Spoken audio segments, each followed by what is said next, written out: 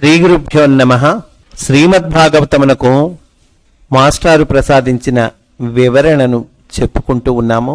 అందులో భాగంగా 2వ వాల్యూంలోకి మనము నిన్న ప్రవేశించామండి. శ్రీమద్భాగవతము ప్రథమ స్కందాన్ని 2 భాగాలుగా ఇక్కడ మనకి చెప్తూ ఉన్నారండి. అందులో ప్రథమ స్కందంలో మొదటి భాగం పూర్తి చేసుకున్నాం. ప్రథమ స్కందంలో 2వ భాగము ఈ 2వ వాల్యూమ్ అన్నమాట. నిన్న మనము సమర్పణము అని అనంతకృష్ణ గురుదేవులు మనకిచ్చినటువంటి ముందు మాటను చెప్పుకున్నాం. ఈరోజు మాస్టారు ఉపోద్ఘాతము అనే పేరుతో చాలా ముఖ్యమైనటువంటి విషయాలను ఇచ్చారండి. అంటే ఈ మొదటి స్కందాన్ని 2 భాగాలుగా ఎందుకు ఇచ్చింది కూడా చెప్పారు కనుక మాస్టర్ మాటల్లోనే చెప్పుకుందామండి. ఉపోద్ఘాతము మాస్టారు చెబుతూ ఉన్నారు. పామర జనమని పండితులచే పిలవబడు సామాన్య జనులు అధిక సంఖ్యాకులు. పండితులు, విషయం తెలిసిన వాళ్ళు, అన్ని నేర్చుకున్న వాళ్ళు, చదువుకున్న వాళ్ళు, వీళ్ళు తక్కువండి. పామరులు అని పిలవబడేవాళ్ళు అని అంటున్నారు. పామర జనమని పండితులచే పిలవబడేవాళ్ళు, పండితులచే పామర జనమని పిలవబడుతూ ఉన్నారు. నిజానికి పామరులా కాదు వాళ్ళు. కనుక పామర జనమని పండితులచే పిలవబడు సామాన్య జనులు అధిక సంఖ్యాకులు. వారి హృదయములు ప్రకృతి సహజములుగా ఉండును. ప్రకృతి సహజంగా ఉంటాయిటండి వాళ్ళ హృదయాలు. అనగా పండిత సంకేతముల యందు నిబద్ధములైన శాస్త్రముల వాసన ఎక్కువగా అంటి ఉండదు. గ్రంథముల యందు నిబద్ధమైన జ్ఞానము 2 విధములు. గ్రంథాలు మనకు అనేక గ్రంథాలు ఉన్నాయి కదండి, ఆధ్యాత్మిక గ్రంథాలు. అవి 2 రకాలటండి. ఒకటి ఋషి ప్రోక్తము, 2 పండిత ప్రోక్తము. ఋషి ప్రోక్తము, పండిత ప్రోక్తము అని గ్రంథాలు 2 రకాలు. ఇందులో ఋషి ప్రోక్తం ఏమిటి, పండిత ప్రోక్తం ఏమిటి చెప్తూ ఉన్నారు. అందు ఋషి ప్రోక్తము అపౌరుషేయము, అనగా ఏ వ్యక్తి యొక్క వ్యక్తిత్వము ప్రభావము లేనిది. అపౌరుషేయములు అంటే ఎవరు రచించినవి కాదు, సరాసరి భగవంతుడి నుంచి వచ్చినవి అని చెప్పుకుంటూ ఉన్నాం మనం. దానికి కూడా వివరిస్తున్నారు. అపౌరుషేయాలు ఏంటంటేటండి, ఏ వ్యక్తి యొక్క వ్యక్తిత్వము ప్రభావం లేదుట. అంటే ఆ వ్యక్తిత్వము మనము ఇండివిజువల్గా ఆలోచించినప్పుడు రకరకాల డీవియేషన్స్ వస్తాయి. నా గురించి నేను పుస్తకం రాస్తున్నాను అనుకోండి, నా గురించి అందరూ బాగా రాశాడని చెప్పుకుంటే బాగుండు అనేటువంటి యాంగిల్లో నేను రాశాను అనుకోండి, కొన్ని తప్పులు దొర్లుతాయి, సహజం అది. అలాగా ఏ వ్యక్తి యొక్క వ్యక్తిత్వము ప్రభావము లేనటువంటివి అపౌరుషేయాలటండి. ఇది వేదము, ఉపనిషత్తు, పురాణము, ధర్మశాస్త్రము అని ప్రధానముగా 4 విధములు. అంటే ఈ ఋషి ప్రోక్తాల్ని 4 రకాలుగా చెప్పుకోవచ్చు మనం. 1 వేదము, 2 ఉపనిషత్తులు, 3 పురాణాలు, 4 ధర్మశాస్త్రాలు. ఇక పండిత ప్రోక్తములు వివిధ శాస్త్రములను వాని వివరణములు. పండిత ప్రోక్తములు రకరకాల శాస్త్రాలు ఉంటాయి, వాటి వివరాలు ఉంటాయి. పండితులు వ్యాఖ్యానం చేస్తారు కదండి, కనుక పండిత ప్రోక్తాలు ఏంటి, వివిధ శాస్త్రాలు, వాటి వివరాలు. వీరి యందు ఆయా పండితుల వ్యక్తిగత ప్రభావము ప్రతిబింబించును. పామరులకు కావలసిన జ్ఞానమంతయు ఋషి ప్రోక్తములైన అపౌరుషేయ గ్రంథముల యందున్నది. ఈ ఋషులు చెప్పినటువంటి గ్రంథాలు ఎవరో బాగా తెలిసిన వాళ్ళకండి, చదువుకున్న వాళ్ళకి. మరి చదువుకోని వాళ్ళకి అవి అందుబాటులో ఉంటాయా అంటే అసలు ఉన్నదే వాళ్ళ కోసం అంటున్నారండి. పామరులకు కావలసిన జ్ఞానమంతా ఋషి ప్రోక్తములైన అపౌరుషేయ గ్రంథములందు ఉన్నది. అయినను వేదములు, ఉపనిషత్తులు, పురాణములను పండితుల వ్యాఖ్యానముల వలన వారు చెప్పదలుచుకున్న అంశముల ప్రకారము భిన్న మతములుగా మలచబడుట జరిగినది. తత్ఫలితముగా సుగమములైన ఋషుల గ్రంథములు కొంత క్లిష్టముగా చూపబడినవి. నిజానికి అవి చాలా సుగమములట. అంటే చాలా తేలికగా అర్థమయ్యేవి, సులువుగా అర్థమయ్యేవి, సరళంగా అవగతం చేసుకోగలిగినవి అవన్నీ ఈ ఋషి ప్రోక్తమైనటువంటి గ్రంథాలు. కానీ ఈ పండితులు వాళ్ళ వ్యాఖ్యానాలు వాళ్ళు రకరకాలుగా చెప్పటము, దాన్ని మలచటము, భిన్న మతాలుగా మలచటము, దానివల్ల క్లిష్టత వచ్చింది అంటూ ఉన్నారు. పండితులు గ్రంథరచన చేయునప్పుడు పండితుల ఆదరణ పొందుటకై యత్నించి రచించుట సహజము. పండితులు ఎవరైనా గ్రంథరచన చేస్తూ ఉన్నారనుకోండి, వాళ్ళు సహజంగా వాళ్ళకి ఏ యాంగిల్ ఉంటుంది, మిగతా పండితులు ఉంటారు కదండి, పెద్దలు పండితులు చదువుకున్న వాళ్ళు ఉంటారు కదా, వాళ్ళు నా గ్రంథాన్ని చూసి భేష్ అంటే బాగుండు అనేటువంటి యాంగిల్ వాళ్ళకి సహజంగా ఉంటుంది. ఆ యాంగిల్లో వాళ్ళు రచించడం సహజం అంటూ ఉన్నారు. ఈ రంగంలో ఎవరైతే నిష్ణాతులో వాళ్ళ ఆదరణ ఈ గ్రంథానికి లభించాలి. అనేటువంటి కోణంలో వాళ్ళు రచించటం సహజము అని అంటూ ఉన్నారు. శతాబ్దముల తరబడి దేశ భాషలు మారుచుండును గనుక ఒకనాడు సంస్కృత భాషలో సుగమములుగా రచింపబడిన ఋషుల గ్రంథములు తెలుగువారిలో పామరులకు బోధపడకుండుట సహజము. కనుక మనం తెలుగు వాళ్ళమండి. సంస్కృత భాషలో ఒకానొక టైంలో అవి రచించింది సంస్కృత భాషలో కనుక అప్పటికి అవి అప్పుడున్న వాడుక భాషకి, అప్పుడు మాట్లాడుకునే భాషకి, అప్పుడు వ్యవహారంలో ఉన్న భాషకి అవి చాలా తేలికైన గ్రంథాలే, తేలిగ్గా అర్థమయ్యేటి గ్రంథాలే అప్పటి దీని ప్రకారం. కానీ మనం తెలుగు వాళ్ళం కదండి, కనుక రచింపబడిన ఋషులకు తెలుగు వారిలో పామరులకు బోధపడకుండా సహజం. మనకి మరి వెంటనే అవి మూలం చదువుకుంటే అర్థమవుతుందా? ఇప్పుడు భాగవతమే ఉందండి, భాగవతం మూలంలోకి సంస్కృత మూలంలోకి వెళ్ళి చదువుకున్నాం అనుకోండి, మనకి అర్థం కాదు, నాలాంటి వాడికి అర్థం కాదు. అది సహజమే అంటూ ఉన్నారు. అట్టి సందర్భమున తెలుగున రచింపబడు అనువాదములను వివరణములను పండిత ఆదరణ పొందినవి ఎన్ని ఉన్నను పామరులకు సేవ చేయు నిమిత్తము కొన్ని వేలుగా రచింపబడవలెను. అందులకే నా ఈ ప్రయత్నము. కనుక పామరుల కోసం రచించాలి, పామరులకు అర్థం అవ్వాలి, దానికోసం అయ్యా నా ప్రయత్నం అంటున్నారండి మాస్టారు. పోతనామాచ్యుడు కారణజన్ముడైన మహనీయ మూర్తి కనుక భాగవతమును అనువదించుటలో పాండిత్యము మెలికలు లేకుండా ఋషిప్రోక్తమగు పురాణమును సూటిగా మధురముగా అనువదించి అందించెను. కవిత్రయము వారు చేసిన కూర్పులలో మార్పులు కూడా చేయక పోతనామాచ్యుడు నిష్కామకర్మమైన కృషి చేసెను. ఆయనకి ఏం అక్కర్లేదండి, అందువల్ల యాజిటీస్గా ఇచ్చారట పోతన గారు, యథాతథంగా ఇచ్చారట. పోతన గారు అనువాదము మూలం ఎట్లా ఉందో అట్లానే ఉందండి. అందందు మూల గ్రంథమున కొంచెము క్లిష్టత కనిపించిన తావులలో కూడా శ్రీధరుడు మున్నగు వ్యాఖ్యానకారుల వాక్యములను స్వల్పముగా కలిపి అనువదించి మార్గము సుగమము చేసెను. అట్టి పోతరామాత్యుని రచయందు ప్రతిబింబించు వ్యాస భాగవతములోని రహస్యములను పామరజనులకు అందించుటయే మా ఉద్దేశ్యము. చూడండి ఎంత ముఖ్యమైన వాక్యము. ఏమంటున్నారు మాస్టారు? పామరజనులకు అందించుటయే మా ఉద్దేశ్యము. పండితులకి లేదా పండితులను చెప్పుకునే వాళ్ళకి అట్లాంటి వాళ్ళకి కాదయ్యా ప్రధానంగా నేను ఇస్తోంది పామరజనులకు, వాళ్ళకి అందించాలి, వాళ్ళకి ఈ భాగవత జ్ఞానము వాళ్ళకి వెళ్ళాలి అనేటువంటి ఉద్దేశము అని అంటూ ఉన్నారండి. పామరజనులనగా వారి రూపమునున్న సర్వాంతర్యామియగు నారాయణుడు. పామరజనులంటే ఏంటి? ఏదో తక్కువ వాళ్ళు, ఏదో తెలియని వాళ్ళు కాదండి, అది చాలా తప్పు అంటున్నారు మాస్టర్. ఇక్కడ పామరజనులు అని అన్న మాట ఎక్కడ వాడలేదండి. మాస్టర్ ఏమంటున్నారంటే పామరజనులుగా పిలవబడుతున్నటువంటి వాళ్ళు అంటున్నారు. అంటే ఆయన అంటల్లా పామరజనులని, పామరజనులుగా పిలవబడుతున్న వాళ్ళు ఎవరున్నారో వాళ్ళ గురించి నేను చెప్తున్నాను, వాళ్ళ కోసం నేను ప్రధానంగా ఇస్తూ ఉన్నాను, వాళ్ళకు అందించటం నా ఉద్దేశము అని అంటూ ఉన్నారండి. పామరజనులనగా వారి రూపముననున్న సర్వాంతర్యామియగు నారాయణుడు. కనుక మాస్టర్ వాళ్ళని నారాయణుడనే అంటున్నారు, భగవంతుడనే అంటున్నారు. మనం కూడా వాళ్ళని భగవంతుడుగానే తెలుసుకోవాలి.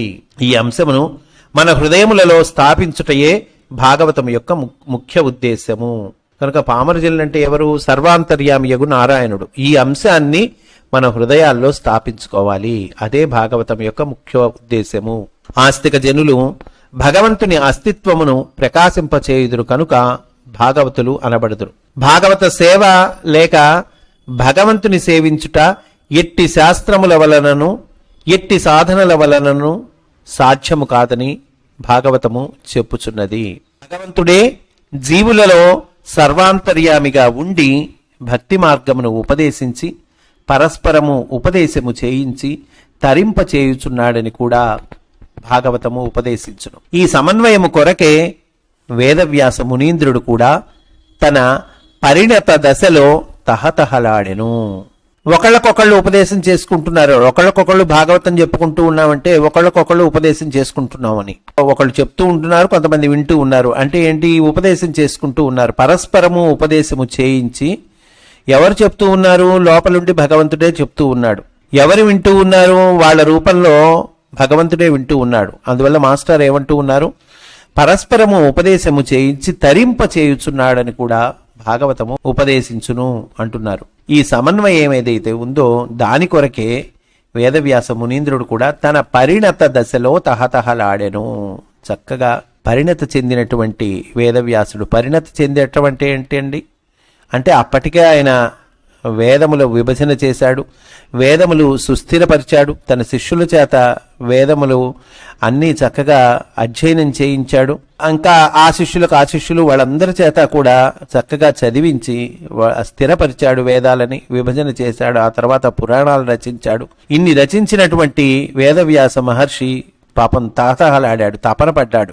ఈ సమన్వయము లభింపక వ్యాకులత చెంది అసంతృప్తి పడుచుండగా వాని గురువగు నారద మహర్షి వచ్చి భాగవతమును ఉపదేశించి తాపమును శమింపచేసి సంతృప్తి కలిగించెను. తత్ఫలితమే భాగవతము. కనుక ఆయనకి సంబంధించినటువంటి తపన, వేదవ్యాస మహర్షి పొందినటువంటి తపన ఉపశమించింది. ఎవరి వల్ల శమించింది? నారద మహర్షి. సాక్షాత్ నారద మహర్షే గురువుగా వచ్చి భాగవత ధర్మాన్ని ఉపదేశించాడు. దాన్ని జీవులకు చెప్పేటువంటి విధానాన్ని కూడా ఉపదేశం చేశాడు. అందువల్ల ఈయన పడుతున్నటువంటి తపన ఉపశమనం చెంది సంతృప్తి కలిగిందిట వ్యాస మహర్షికి. దాని ఫలితమే భాగవతము. పురాణ వాంగ్మయమున భాగవతమునకు ఉన్న పవిత్ర స్థానము విశిష్టమని అంగీకరింపక తప్పదు. చాలా పవిత్రమైనటువంటి గ్రంథము, చాలా విశిష్టమైనటువంటి గ్రంథము, అది అంగీకరించక తప్పదు అని అంటూ ఉన్నారు మాస్టర్. పామరులకు కావలసిన వేద ధర్మమనగా ఎట్టిదో వేదము చదివిన పండితులకు కూడా తెలియదు. కనుకనే వ్యాసుడు లోకముపై కలిగిన అపార ప్రేమతో పురాణముల రూపమున వేద ధర్మమును ఆచరణీయముగా సమన్వయించి వెన్నతో పెట్టినట్లు అందించెను. కనుక వేద ధర్మము ఎట్లాంటిది అంటే వేదం చదివిన పండితులకు కూడా తెలియదటండి. వేదంలో చెప్పబడిన ధర్మం ఏమిటయ్యా, ఆ ధర్మం ఎట్లాంటిదయ్యా అనేటువంటిది ఇంకా సామాన్యుడికి ఏం అందుబాటులో ఉంటాయండి? సామాన్యుడికి అందుబాటులో ఉండవు కదా. అందువల్ల ఏం చేశాడు వ్యాస మహర్షి? లోకముపై కలిగిన అపార ప్రేమతో వాళ్ళకి ఏం కావాలండి వ్యాస మహర్షికి? ఆయనకి తనకంటూ ఏం కావాలి? తనకంటూ ఇల్లు, పొలం, స్థలాలు, ఆస్తులు, హోదా ఏం అక్కర్లేదండి. వాళ్ళకి ఏం అక్కర్లే. వాళ్ళకి ఎప్పుడు నిరంతరం లోకంపై అపారమైన ప్రేమ ఉంటుంది. ఆ ప్రేమతోట ఆహా వేద ధర్మము సామాన్యుడికి అందాలి. సామాన్యుడికి అందాలంటే పురాణం రూపంలో ఆ వేద ధర్మాన్ని ఆచరణీయముగా సమన్వయించి, అంటే నిజ జీవితంలో ఈ వేద ధర్మాన్ని మనం ఎట్లా అన్వయించుకోవచ్చు, ఆచరణగా ఎట్లా పెట్టచ్చు అనేటువంటిది సమన్వయం చేసి ఆ సమన్వయ రూపమే పురాణాలు. ఆ పురాణాలుగా అందించాడండి. సమన్వయించి వెన్నతో పెట్టినట్లు అందించెను. అట్టి పురాణములు 18. అట్లా వ్యాస మహర్షి పురాణాలను అందించాడు. వేదములలో చెప్పిన ధర్మము సామాన్యుడికి అందుబాటులోకి రావాలి, ఆచరణకు ఉపయోగపడేటట్లుగా ఉండాలి. కనుక ఆ వేదములలో చెప్పిన ధర్మము ఆచరణ చేసేటట్లుగా సమన్వయం చేయాలి. అట్లా సమన్వయం చేసి చక్కగా వెన్నతో పెట్టినట్లుగా అందించాలి జీవులకి అని చెప్పి ఆయన పురాణాలని 18 పురాణాలని రచించారు. ఆ 18 పురాణాల లిస్టు కూడా మాస్టర్ ఇచ్చారండి. అవి కూడా చెప్పుకుందాం. 1 భాగవత పురాణము, 2 భవిష్య పురాణము, 3 మత్స్య పురాణము, 4 మార్కండేయ పురాణము, 5 బ్రహ్మ పురాణము, 6 బ్రహ్మాండ పురాణము, 7 బ్రహ్మ వైవర్త పురాణము, 8 వాయు పురాణము, 9 వారాహ పురాణము, 10 వామన పురాణము, 11 విష్ణు పురాణము, 12 అగ్ని పురాణము, 13 నారద పురాణము, 14 పద్మ పురాణము, 15 కూర్మ పురాణము, 16 స్కాంద పురాణము, 17 లింగ పురాణము, 18 గరుడ పురాణము. కనుక 18 లిస్టు కూడా ఇచ్చారండి మాస్టారు. వ్యాస మహర్షి లోకంపై కలిగిన అపారమైనటువంటి ప్రేమతో ఈ పురాణాలని అందించాడు. వీని వరస గుర్తుంచుకొనుటకు సూతుడు చెప్పిన శ్లోకం ఒకటి ఉన్నది. మనకి సూత మహర్షి చూడండి ఒక టెక్నిక్ ఇస్తున్నారండి. మన మ్యాథ్స్ భాషలో చెప్పుకోవాలంటే మన అర్థమెటిక్ కాంపిటేటివ్ ఎగ్జామ్స్ భాషలో చెప్పుకోవాలంటే ఇది ఒక టెక్నిక్, ఒక ట్రిక్ అన్నమాట. వీటిల్ని మనం మెమరైజ్ చేసుకోవటానికి, ఈ పురాణాలు 18 చెప్పవయ్యా అని మాస్టర్ అడిగితే గనక మనము తడువుకోకుండా గబగబా చెప్పాలి. ఉన్నది ఉన్నట్టుగా చదువుకున్నాం అనుకోండి, 1-2 గుర్తు రాకపోవచ్చు, నాలాంటి వాడు 3-4 మర్చిపోవచ్చు. కనుక ఒక చక్కటి టెక్నిక్ సూతుడే చెప్పేటండి. ఆ టెక్నిక్ కూడా ఏమిటయ్యా అంటే, ఆ టెక్నిక్ ఒక శ్లోకంలో చెప్తూ ఉన్నారు. భద్వయం మద్వయం చైవా భ్రత్రయం వా చతుష్టయం అనాపకూస్కలింగాని పురాణాన్ని నిబోధత. ఏమిటయ్యా దీని అర్థం అంటే కనుక, భద్వయం అంటే భకారముతో మొదలయ్యే పురాణాలు 2 ఉన్నాయి అయ్యా, భాగవత పురాణం, భవిష్య పురాణం. మద్వయం చైవా అంటే మకారంతో మొదలైనవి కూడా 2 ఉన్నాయిట. భకారంతో మొదలయ్యేవి 2 ఉన్నాయి, మకారంతో మొదలయ్యేవి 2 ఉన్నాయి. మత్స్య పురాణం, మార్కండేయ పురాణం ఇవి మకారంతో మొదలైతే కదండి. ఆ తర్వాత భద్వయం మద్వయం చైవా భ్రత్రయం అంటే బ్రా అనేటువంటి అక్షరంతో, అంటే బ్రకారంతో మొదలయ్యేవి 3 ఉంటాయిటండి. బ్రహ్మాండ పురాణము, బ్రహ్మ పురాణము, బ్రహ్మవైవర్త పురాణము, ఇట్లా 3 ఉన్నాయి మనకి. ఆ తర్వాత భ్రత్రయం వా చతుష్టయం అంటే వకారంతో మొదలయ్యేవి 4 ఉంటాయిట. ఏమేంటవి? వాయు పురాణము, వారాహ పురాణము, వామన పురాణము, విష్ణు పురాణము. తర్వాత అనాపకూస్కలింగాని పురాణాన్ని నిబోధత అన్నారు. అంటే అకారంతో ఒకటి వస్తుందటండి, ఒక పురాణం ఉంటుందిట. అంటే ప్రారంభ అక్షరము అకారం ఉంటుంది. ఏంటది? అగ్ని పురాణము. తర్వాత నా అనేటువంటి అక్షరంతో మొదలయ్యే పురాణం ఒకటి ఉందట, నారద పురాణము. తర్వాత పా అనే అక్షరంతో ఒకటి మొదలవుతుందట, పద్మ పురాణము. తర్వాత కు అనేటటువంటి అక్షరంతో ఒకటి మొదలవుతుందట, కూర్మ పురాణము. మళ్ళీ స్కా అనే అక్షరంతో ఒకటి మొదలవుతుందట, స్కాంద పురాణము. లిమ్ అనేటువంటి అక్షరంతో ఒకటి మొదలవుతుందట, లింగ పురాణము. గా అనేటువంటి అక్షరంతో ఒకటి మొదలవుతుందట, గరుడ పురాణము. కనుక వరుస కూడా ఈ వరుసలోనే వచ్చినాయండి 18 కూడా. అనాపకూస్కలింగాని అన్నారు. కనుక ఈ 18 పురాణాలను మనం గుర్తుకు పెట్టుకునేటువంటి చక్కటి టెక్నిక్ కూడా సూత మహర్షి ఇచ్చినటువంటి టెక్నిక్ని మాస్టారు మనకి అందిస్తూ ఉన్నారండి. ఇవి కాక వ్యాసుడు రచించిన మహాభారతము ఇతిహాసము అనబడును. ఇతిహాసమనగా ఇతి హా ఆస అంటే ఈ విధముగా జరిగెను కదా. కనుక ఇతిహాసం అంటే అర్థం అదండి. మాస్టర్ చెప్తూ ఉన్నారు, ఇతిహాసం అంటే అర్థంట ఈ విధముగా జరిగెను కదా. అంటే ఇతిహాసం జరిగిన విషయం అండి, ఏదో కల్పితమైన కథ కాదు. ఎప్పుడైనా ఇతిహాసము అని అన్నారంటే అది జరిగినటువంటి విషయము. కొంతకాలం క్రితము, కొన్ని శతాబ్దాల క్రితము, కొన్ని వేల సంవత్సరాల క్రితం జరిగి ఉండొచ్చు, అది వేరే విషయం. కానీ జరిగింది, ఆ జరిగిన విషయము చెప్పటాన్ని ఇతిహాసము అంటారు. అను అర్థముచే జరిగిన కథ ఆధారముగా చేసుకొని దాని వెనుకనున్న కార్యకారణ స్వరూపములను దివ్య మానుష శక్తుల క్రమములను బోధపరచునట్టి గ్రంథము. జరిగిన విషయాన్ని ఏదో యథాతథంగా ఇవ్వటం కాదు కదండి, అది సాధకుడికి పనికి రావాలి. ఆ ఇతిహాసాలను అందించడం అంటే ఏంటి?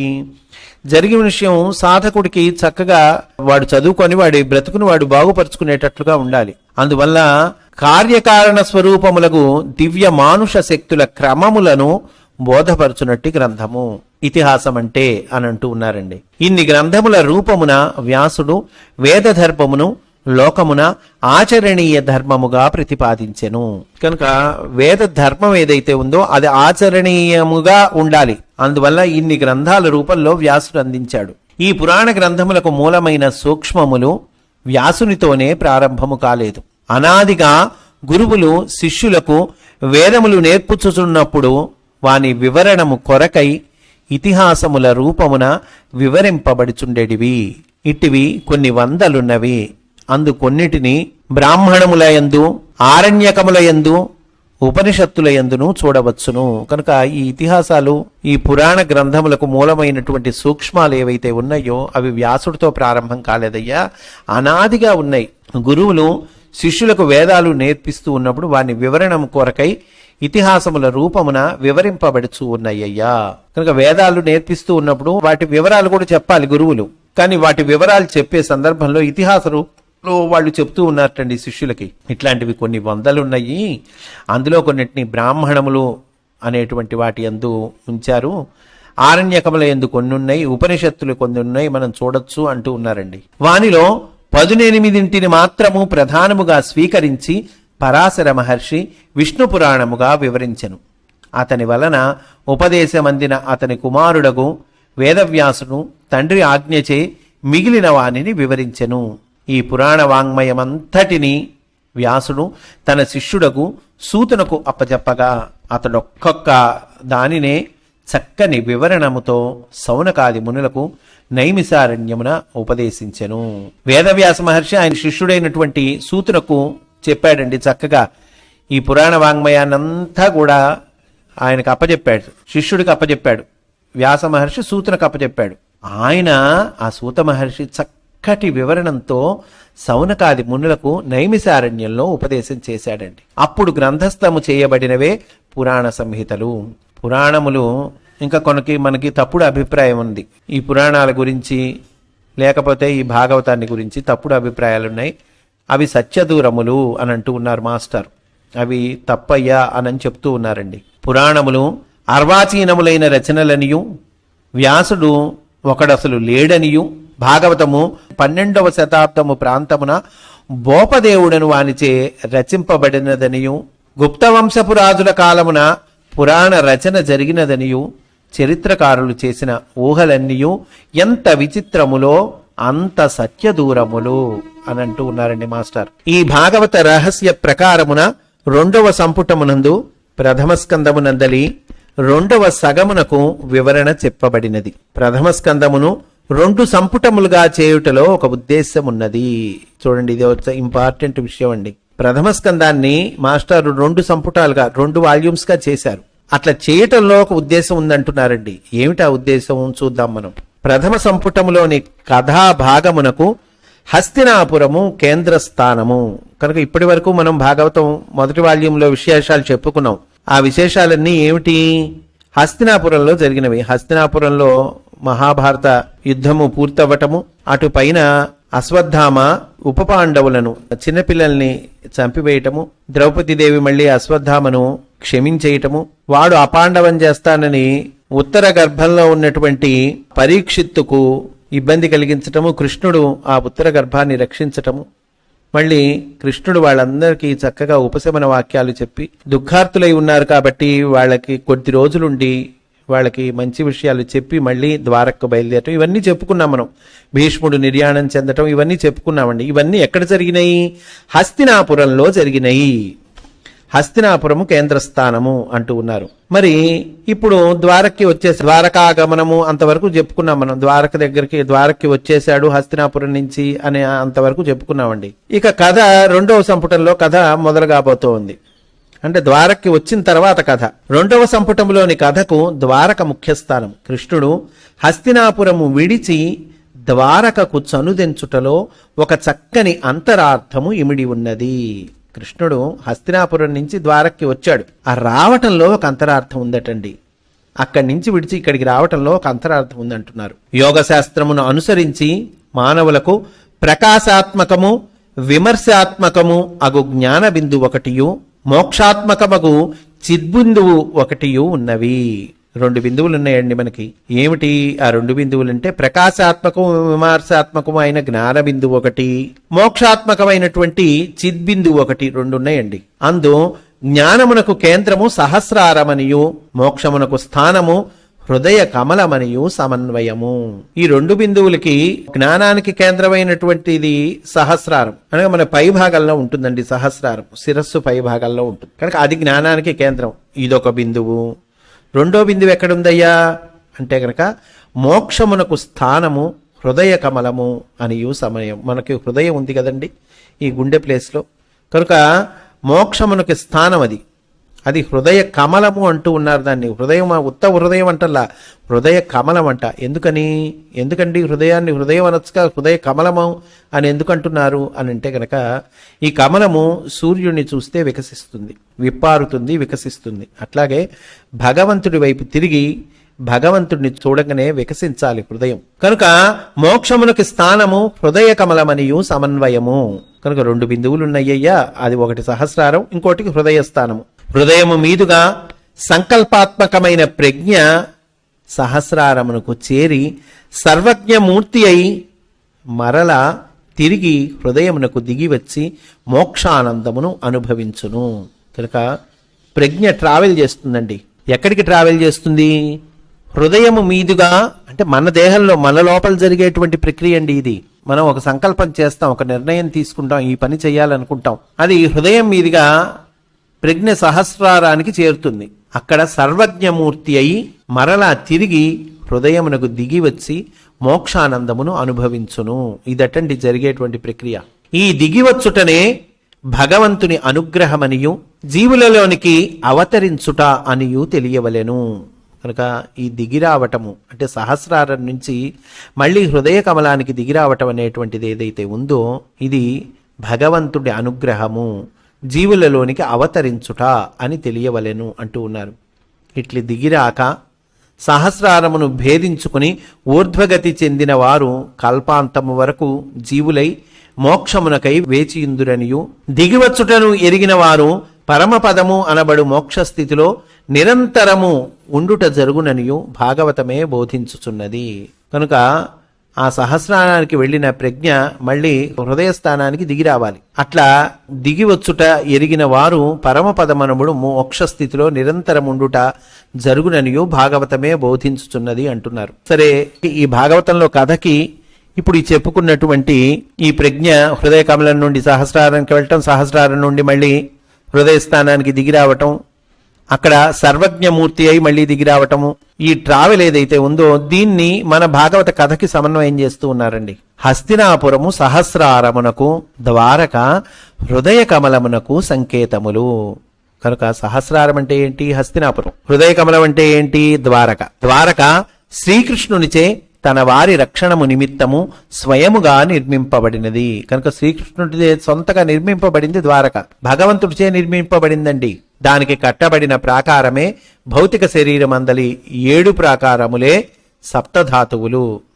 కనుక ఆ ద్వారకా నగరానికి 7 ప్రాకారాలు ఉన్నాయ్యా అని చెప్తారు మనకి. కనుక ద్వారక అంటే ఏంటి? మన శరీరమే, వేరే ఏం కాదు. దానికి సప్త ప్రాకారాలంటే ఏంటి? సప్తధాతువులు. దానికి 9 ద్వారములు ఉన్నాయి అని అన్నారు. 9 ద్వారాలంటే ఏంటి? మన శరీరములందరి నవరంధ్రములు. కనుక ద్వారకకి 9 ద్వారాలు ఉన్నాయి అంటే కనుక మన శరీరానికి కూడా ఉన్నాయి, నవరంధ్రాలు ఉన్నాయి. నవద్వారములు కల పురమున దేహము ధరించిన జీవుని రూపుడైన దేవుడు తానేమియు కల్పించుకొనక నిలిచియుండునని భగవద్గీతలో కృష్ణుడు ఉపదేశించెను. కనుక నవద్వారాలు కలిగినటువంటి ద్వారకలో ఆ ద్వారక నిర్మింపబడింది కృష్ణుడి చేతే, అందులో ఉన్నది కృష్ణుడే. అంటే ఏంటి? 9 ద్వారాలు కలిగినటువంటి ఈ దేహంలో దేహము ధరించిన జీవుని రూపుడైన దేవుడు తానేమీ కల్పించుకొనక నిలిచియుండినని భగవద్గీతలో కృష్ణుడు ఉపదేశించాడు అని అంటూ ఉన్నారు. ఏమీ కల్పించుకొనక అంటే నేను భారత యుద్ధంలో నేనేం కల్పించుకొని అన్నాడు కదండి కృష్ణుడు. ఆయుధం పట్టను అన్నాడుగా. ఏమీ కల్పించుకొనక నిలిచియుండినని భగవద్గీతలో కృష్ణుడు ఉపదేశించారు. ఈ సంప్రదాయమును అనుసరించి షిరిడీలో సాయిబాబా తనకు కట్టించిన నిలయమును ద్వారకామాయి, ద్వారకామాయి ద్వారకామాయి అంటాం కదండి మనం, దాని అర్థం చెప్తూ ఉన్నారు మాస్టారు. ద్వారకామాయి అంటే ద్వారముల యొక్క తల్లి. ఈ ద్వారముల యొక్క తల్లి అని అర్థం అంటండి ద్వారకామాయి అంటే. కనుక ఇప్పుడే చెప్పుకున్నాం ద్వారముల యొక్క తల్లి అంటే ఏంటో, లోపలుండేటువంటి భగవంతుడు అని సంకేతము అంటూ ఉన్నారు. ద్వారక నుండి శ్రీకృష్ణుడు మహాభారత యుద్ధము నిమిత్తము హస్తినకు పోవుటయను కథాంశము, హృదయ కమలము నుండి ప్రజ్ఞ సహస్రారమునకు చేరుటయను సంకేతించును. అచ్చట జ్ఞానమును ఆశ్రయించిన ధర్మములకును అజ్ఞానమును ఆశ్రయించిన అహంకార ధర్మములకును సంగ్రామము జరుగుట. కనుక ద్వారక నుంచి శ్రీకృష్ణుడు హస్తినకు వెళ్ళాడు. అక్కడ ఏం జరిగింది? మహాభారత యుద్ధం జరిగింది. మహాభారత యుద్ధం అంటే ఏంటి? జ్ఞానమును ఆశ్రయించిన ధర్మములకి అజ్ఞానమును ఆశ్రయించిన అహంకారాలకి యుద్ధం అండి. ధర్మపక్షమునకు విజయము కలుగుట, దాని కొరకు నరునకు నారాయణుడు తోడగుట మొదలగునవన్నీ అర్థవాదములు. జీవుడు ధర్మపుత్రుడుగా అంటే ధర్మరాజండి, జీవుడు ధర్మపుత్రుడుగా పరిపాలన చేయుటయందు స్థిరపరిచిన నారాయణుడు మరల హృదయ కమలమునకు వచ్చి తన నిజస్థానమును కొనుటయను అంశమే శ్రీకృష్ణుడు ద్వారకకు తిరిగి వచ్చునాటి వైభవముగా వర్ణింపబడినది. దానితో జన్మ సార్థక్యము లభించి ఆ దేహము యొక్క ఆవశ్యకత తీరగా దేవుడు దాని నుండి నిర్యాణము చేయును. అటుపైన దేహమును ద్వారక సముద్రమున కలిసిపోవును. కనుక హృదయ కమలం నుండి సహస్రారానికి వెళ్ళటం ప్రజ్ఞ, మళ్ళీ అక్కడి నుంచి హృదయ కమలం దిగి రావటం.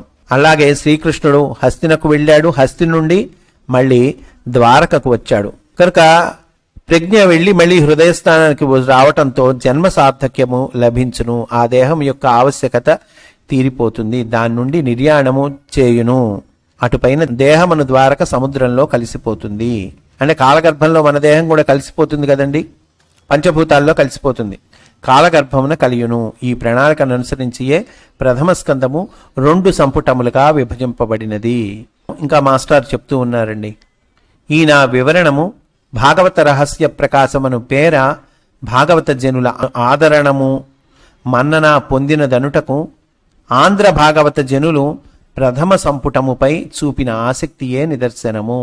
వారి రూపమున నారాయణుడు తృప్తి చెందెను కనుక నా హృదయస్థుడైన నారాయణుడు తృప్తి చెందెను.